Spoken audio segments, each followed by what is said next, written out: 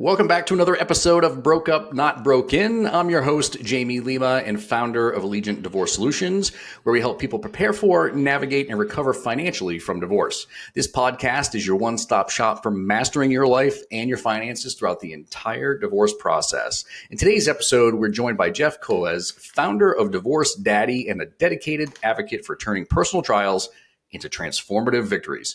Jeff's journey through a high-conflict divorce led him to create resources that support others facing similar challenges. In today's episode, we're going to explore how his experiences and insights can empower those navigating the tumultuous waters of divorce. So buckle up. Let's once again get you personally and financially empowered. Jeff, so great to have you here, man. Thanks for having me, Jamie. That's a great intro. Hey, I appreciate that. I worked hard on that. Kidding, but you have a great background, a ton of experience, man. I love the work that you're doing. Supporting men that are going through divorce, being two dudes that went through some pretty tragic and expensive and emotionally draining divorces ourselves. I think you're doing some amazing work. So maybe share a little bit about your experience and what really prompted you to launch the website. It was I'm. Every time I'm asked that question, I always have to take a second back. It just felt like insanity. Like it didn't feel like real life going through that divorce. I have a friend who says, if you have a son, you should take him to family court when he turns 16, the day he turns 16, and have him sit there all day just to really underline the importance of choosing your spouse, if you even choose your spouse. And I don't want to come from a place of bitterness, because I'm not bitter and I'm not angry, but it was a hell of an experience. It was like financially, it was like somebody took all of my chips and put it on somebody else's space. And I had no say in that. I was slandered. I lost friends. It was a miserable experience. And it lasted the better part of a decade, I would say. And it took, I think the worst part was learning how to deal with it emotionally. There was this phase I went through where I was angry. I was very, very, very angry. I would say I even was angry towards the entire gender of women just because of the experience I went through.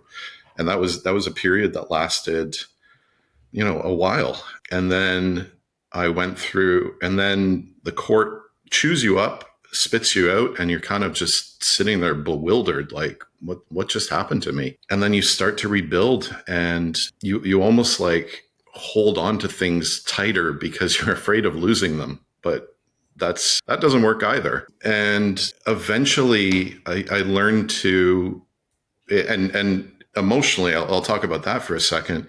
It felt like I just wanted to armor myself off and protect my heart and myself from ever getting hurt that badly again. But that doesn't work well when you're rebuilding a life and when you have kids and when you have a new partner, and you don't want to numb yourself, but at the same time, you've got to protect yourself. And so where I try to guide men is towards a place where they learn.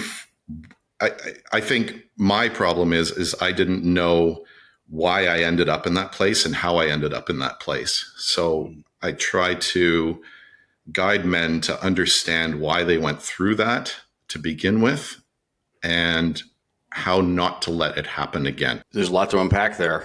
There's a lot going on. I mean, a lot of things I can empathize and sympathize with, man. I mean, it's you're kind of in my situation. I had asked for the divorce, so I was like, hey, this is not happening. And then, it just kind of snowballed out of control from that moment forward. And, my divorce took, greater than a year to be finalized, and leveraging the courts as much as humanly possible. The other side was doing that. And it's like, you're very right. I mean, every state here in the United States is very different.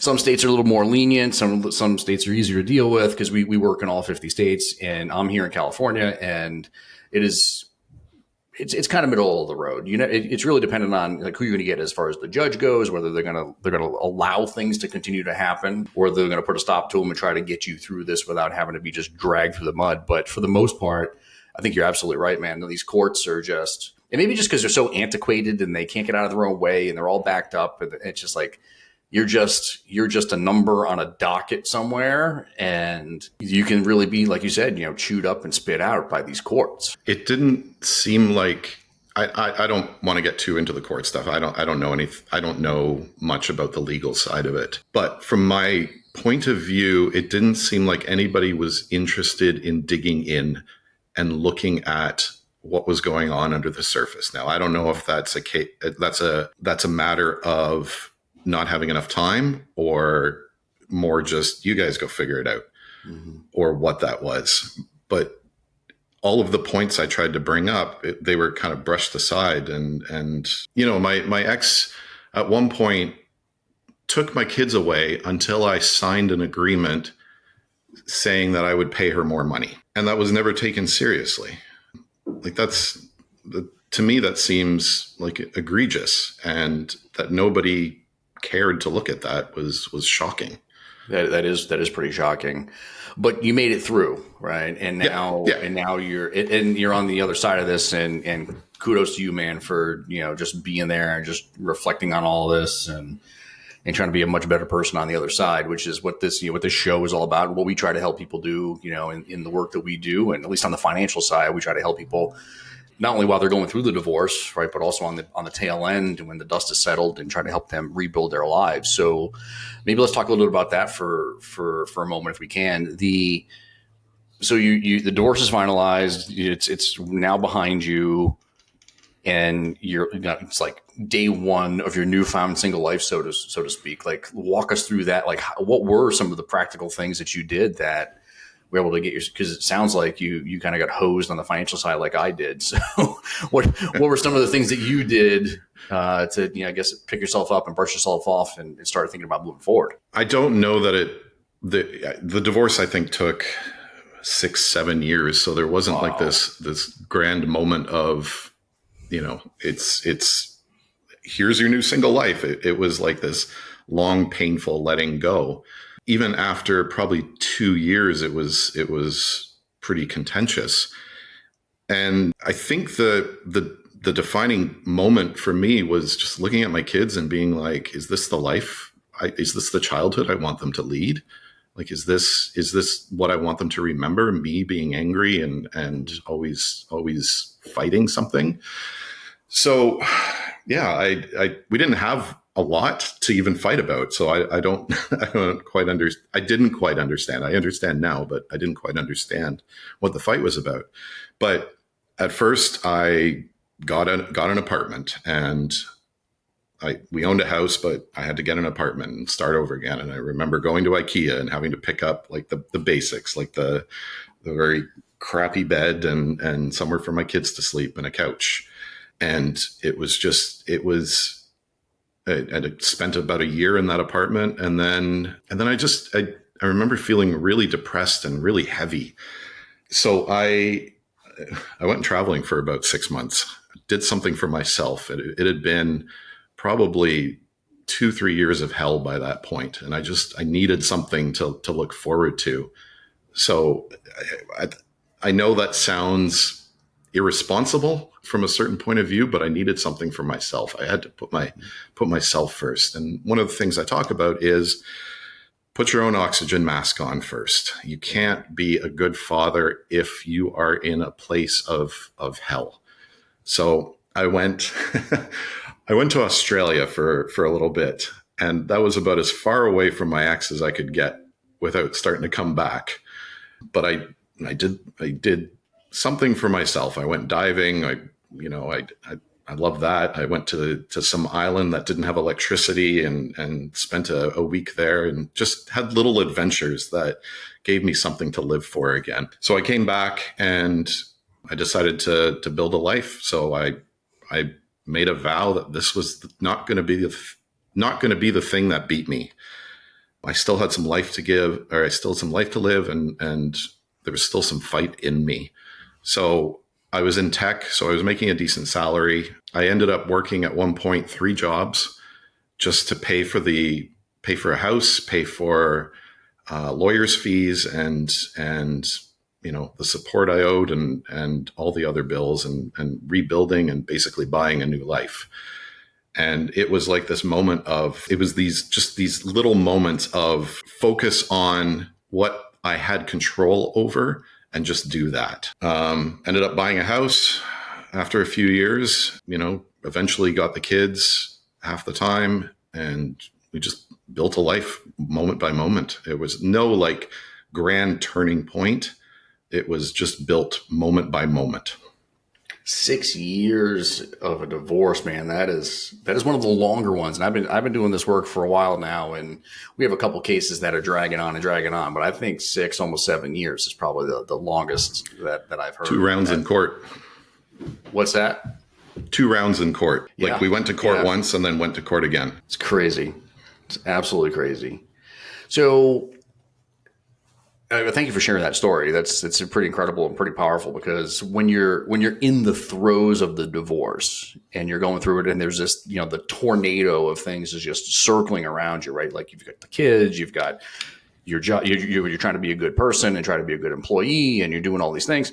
And like, I'm with you, man. Like it is challenging to try to keep all those plates spinning, so to speak, and be good at all of them. And I think that's one of the big challenges that most people have as they're going through this process. So you work with a lot of men that are doing this, and a lot of them try to put a brave face on, just like you did, and just like I did myself, and get through it. And I don't know if that's necessarily the right thing to do. So I think reaching out for help and asking for help is incredibly powerful. So what do you like when somebody comes to you and they're going through a divorce? Like, what are some of the first things that you're sharing with them, and maybe some practical tips that they can take and steps they can take to try to soften this blow here a little bit? This is going to sound really basic, but when things get complex, I try to look at what little things I'm not doing. We got my new partner. I met her shortly after I split up, and we got a house together, and she wanted a dog. She hadn't had a dog in a long time. So we got a little puppy. And just that act of getting out of bed, of having something that got you out of bed every morning. Because, I had the kids half the time, but on those weeks where I didn't have the kids, the house was really quiet, and it was really easy just to lay in bed all day. But having this little puppy force you out of bed, even if you just let her into the backyard. But the act of going for a walk every morning probably saved my life. So that's the first thing I recommend, is get time in nature and some sort of movement. And time in nature just helps ground you. You can't be in a bad mood after spending some time in fresh air, get some sunlight. It's basic things. So time outdoors, movement, and that movement can be as simple as a walk. I went to the gym a lot. Now I'm going boxing, which is absolutely wonderful. But that leads into the third thing, is some sort of presence practice. If you're always worried about what's going to happen, or if you're always ruminating on what happened, that's a toxic, horrible place to be. And the way out of that is to get into the present moment, even if it's for like 2 minutes. So like I said, boxing, you can't be worried about what's going to happen next week if somebody's trying to punch you in the head. So get a puppy and martial arts or boxing or something along those lines. Activity. Get a puppy. Certified, guaranteed to fix everything. That's all. Yeah, those little things, I kind of discovered them by accident, but those are the practical tips I recommend to everybody. What about on the financial side? What are some of the financial, because dudes like us are going through this, and we're having we're working and, working multiple jobs like you were, to try to, propel yourself forward, but you're effectively supporting 2 households effectively with the money that you're earning. Any practical tips on the financial side that you can share? I white knuckled that part of it. I overpowered it. I was like, I left my relationship with a pile of debt, and then I had debt pile on because of the divorce. So I consolidated my debt, and then, so it was just one target, and I would hammer at that target. And I had a whiteboard on the wall behind me, And I wrote down, I don't remember how much the total debt was. Let's just say, for sake of argument, it was $50,000. And then every time I got paid from those 3 jobs, it was like, cross that off and write 59,500, whatever the number was. Mm-hmm. And then I would have meetings like this, like Zoom meetings, and I could see in the background, like, that number. But I would just hammer at that number. And it was always in the back of my head, like, I need $50,000, whatever the number was. And then magically it got paid off. Yeah. Well, it's like that, one of the few smart things that Dave Ramsey has shared over the years is the debt snowball, right? And you just got to keep hammering at it and just, $50, $100 at a time. And then that $100 turns into $200 and then $400. And the next thing you know, the debt's gone. And I can really appreciate that, man. I mean, we do that with our financial planning clients. We have a lot of clients that come into us on the financial planning side of things, traditional financial planning engagements that we have. And a lot of people are like, hey, nobody's ever taught you how to budget. Nobody's ever taught me how to save money or invest money and do all these things. So I can appreciate where you're coming with that. I think it's certainly a great momentum builder. And I think that's what it's all about, right? Is getting momentum to just get up and do the next thing, right? It's the easiest thing to give up and end up on your couch all day. I mean, I did it many times. There were entire months I lost just sitting on the couch. But yeah, figure out what that thing is that you want. And it doesn't have to be something physical. I wanted to buy a new house. Like after 5 years, I wanted to buy a bigger house for me and the kids. And just you had to get out of debt in order to buy the next size of house. So it was like this thing I fixated on and then just hammered at it. So the first step, I think, is getting really clear on what you want to do and why. And then that makes the what easier. Is that where Divorce Daddy came from? Yeah, exactly. I was in tech for about 25 years and I just had this moment of, I can't do this anymore. It's not in line with my purpose. I have no why behind it. Sure, the money is great, but I can't. And I understand that, I mean, this is speaking purely selfishly. Part of the healing journey is helping other people. And I know that a lot of men are struggling with this issue. So leaving tech, I was like, well, what am I going to do next? And it's like, it just felt very natural to help others through this process. It's cathartic, right? I mean, that's a main reason why I do the work that I do. I'm a product of a divorce. My parents were divorced when I was really little, and I watched both of them struggle through that process, and not only on the emotional side of things, but also on the financial, and which is kind of what propelled me into the world of finance to begin with, and become a financial planner.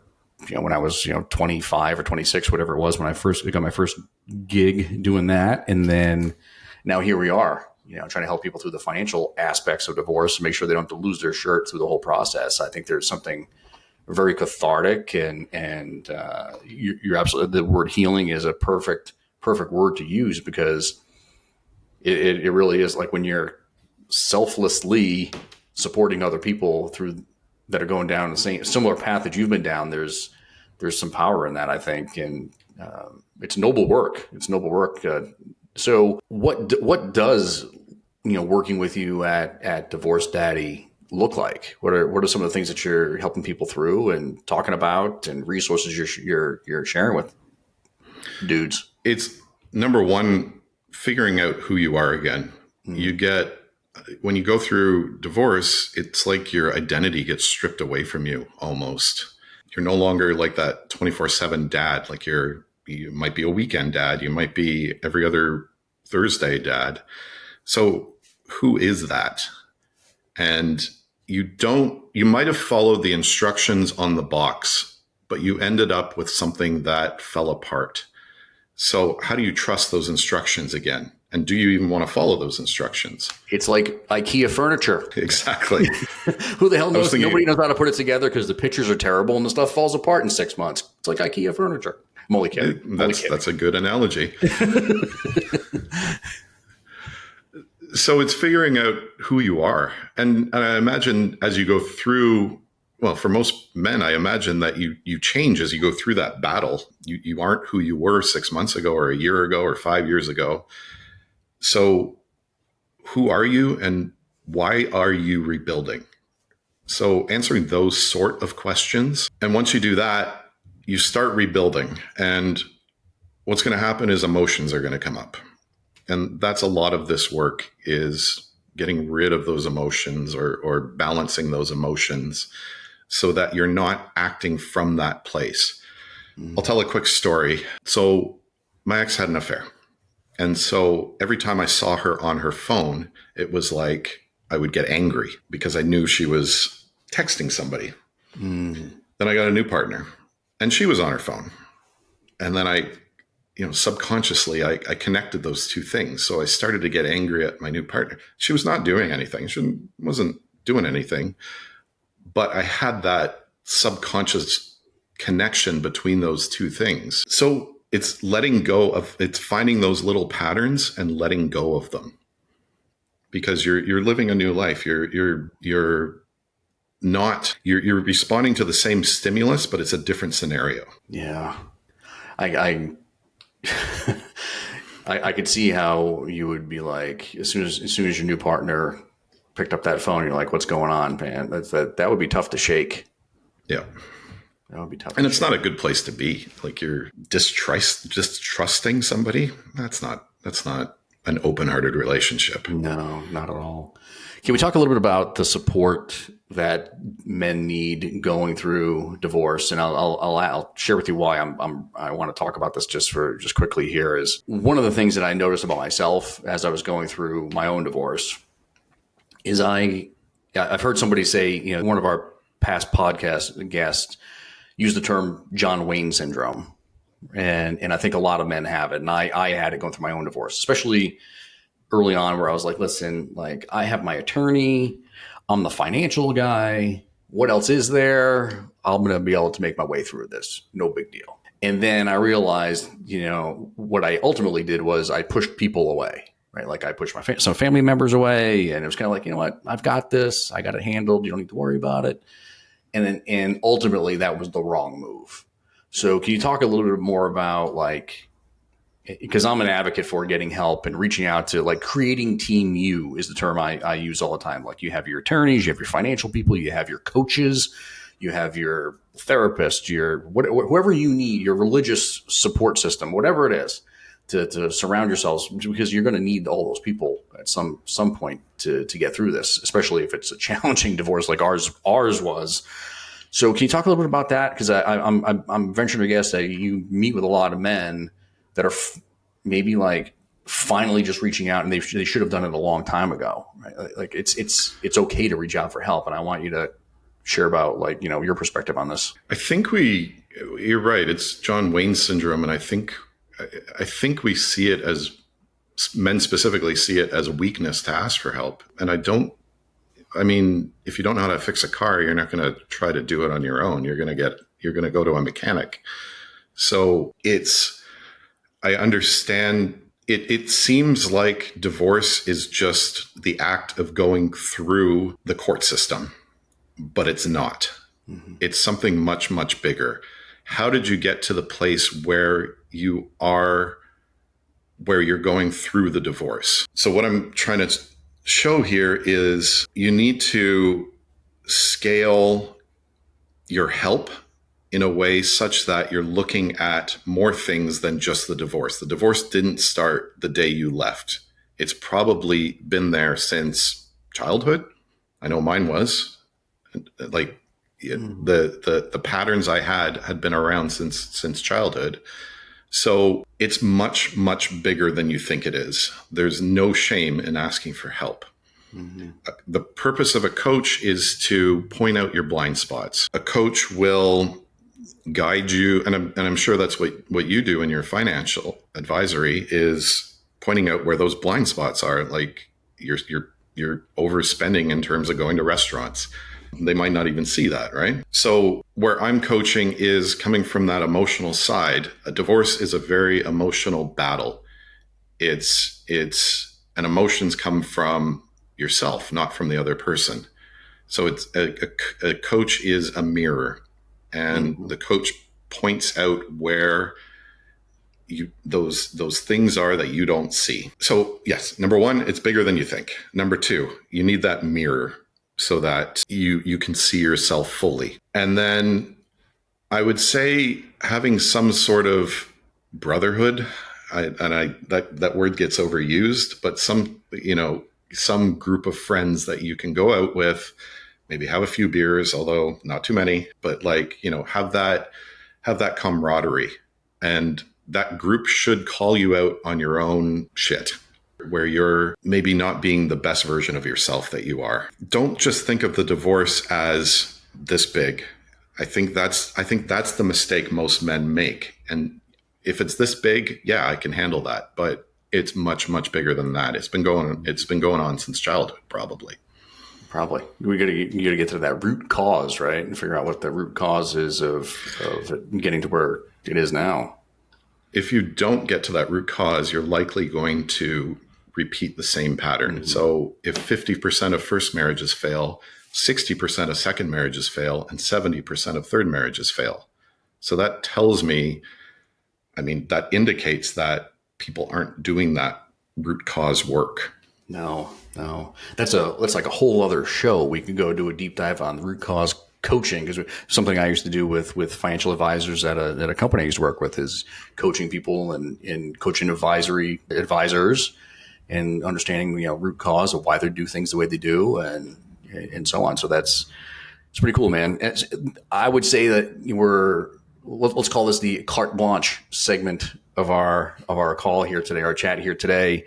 Is there anything that you want to share with our listeners that we didn't talk about, or maybe any questions I should have asked that I didn't ask that you want to make sure you get the message out? As you're going through your divorce, I faced a lot of fear, and I masked that with anger. What I would encourage you to do is learn to sit with that fear and look at what's underneath that. So I had a lot of fear around not having enough money and being controlled. So where did that come from? And Jamie, if you don't mind me mentioning, on your website, I saw that you came from a divorce. Your parents went through that, and there was some financial struggles through that. Yeah. And so because of that, you became a financial advisor. Is that right? That's proper. Yeah. What I've learned is we go from void, meaning what you're lacking, into value, and you turn that into a value.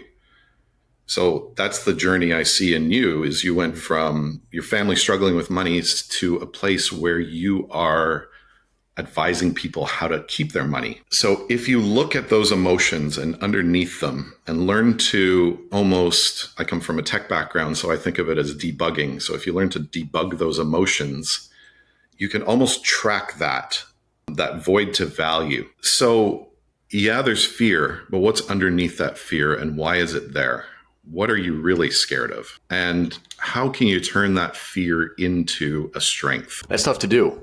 That is tough to do, though, because not everybody has that opportunity, right? Or sees that vision when you're in the throes of it.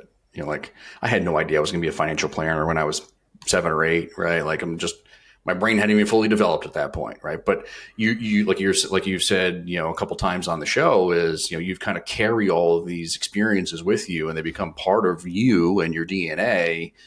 And then, I was just one of the lucky people, and it sounds like you were as well, as with the coaching work that you're doing, where you're able to take this moment, because it is really, even though it went for very long, it is a moment of time in your life that you're able to take and extrapolate all that information and those experiences and be able to help other people that are going through it, because you've lived and breathed it. And not everybody has the luxury of being able to do that, the opportunity to be able to do that, or the foresight to be able to do that. It's pretty amazing that you do what you do, coming from where you came from and the experience that you have, man. You should be super proud of yourself.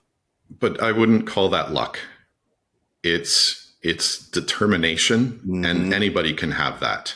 So number one, figure out why you want to do what you want to do. Why are you going to dig yourself out of your hole? Mine was my kids. So that was the starting point. I don't think it's luck. I think it's making the decision that this is not going to be the thing that beats you. Yeah. It can be a moment that you experience. It doesn't have to define you, right? That's really what it's all about, man. So I appreciate it, man. It was a great chat with you today. Great experience that you have, and I'm super thankful that you decided to share your time with us today, because it's pretty important, the work that you're doing. So thanks again, man, for sharing your compelling story and the valuable work that you're doing with Divorce Daddy. For our listeners who want to learn more about Jeff's initiatives or participate in any of his workshops, visit his website. We're going to put all the links in the show notes. Make sure you get access to all of his social platforms and everything. And remember, if you're going through a divorce and looking for financial support, Allegiant Divorce Solutions is here to help. You can visit us at allegiantds.com for more resources and expert guidance. And don't forget to subscribe to this podcast for more inspiring stories just like Jeff's and more practical advice. Until next time.